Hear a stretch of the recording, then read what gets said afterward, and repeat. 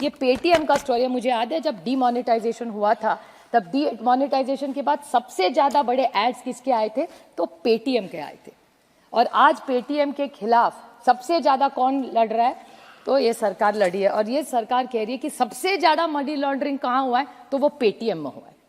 तो आपकी सरकार इतने साल कर क्या रही थी? फिर डिमोनेटाइजेशन करना गलत था कि पेटीएम गलत था या टेक्नोलॉजी गलत है? और फिर निशिकांत जी कह रहे इतना पैसा मिल रहा है, कैश मिल रहा है, तो इतना कैश इन सर्कुलेशन आया कैसे? अगर आप डिमोनेटाइजेशन कर रहे हैं तो इतना कैश आया कैसे कि जो आप पकड़ रहे हैं सिलेक्टिवली? इसका तो जवाब सरकार को देना पड़ेगा। ये आप कहते हैं कि आपकी 4 जातियां हैं, किसान, महिला, गरीब और युवा।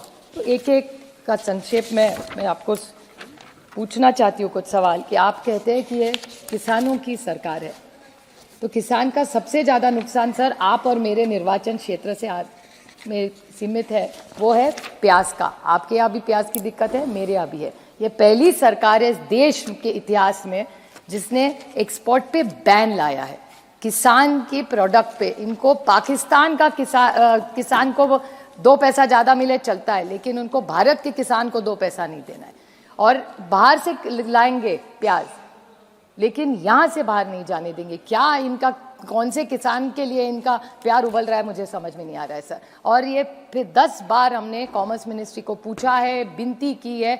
यहाँ आज भारती ताई नहीं है, शायद वो भी खुद गई है, लेकिन महाराष्ट्र के बाकी के कोई सांसद ने एक बार भी उन्होंने रिक्वेस्ट नहीं किया। और महाराष्ट्र सरकार, पता नहीं आप ही की सरकार है सर, आपको थोड़ा सा इन्फ्लुएंस लगाइए आपका। और ये जो प्याज का जो किया है गड़बड़ इस सरकार ने, तो वो बोलिए कि एक्सपोर्ट खोल दे।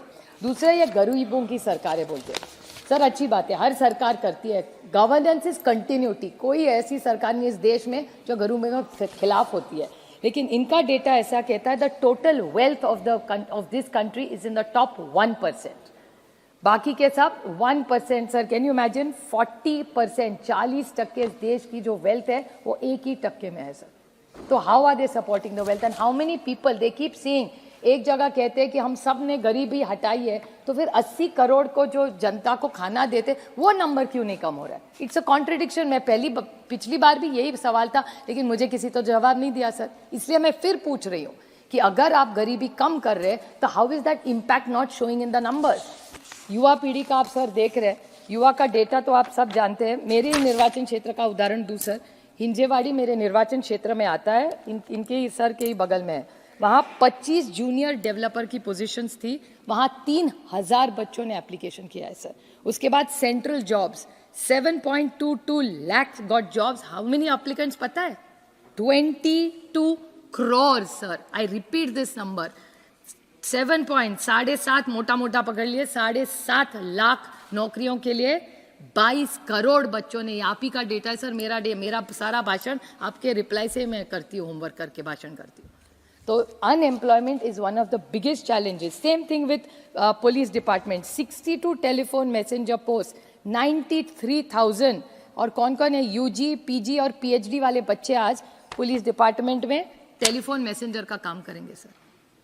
तो अनएम्प्लॉयमेंट तो है ही, तो उसके बारे में आपकी सरकार यूथ के लिए इतना सारा कर रही है, तो उसके बारे में नौकरियां तो हो नहीं रही है। आर्टिफिशियल इंटेलिजेंस होने वाला है, it is going to disrupt our lives.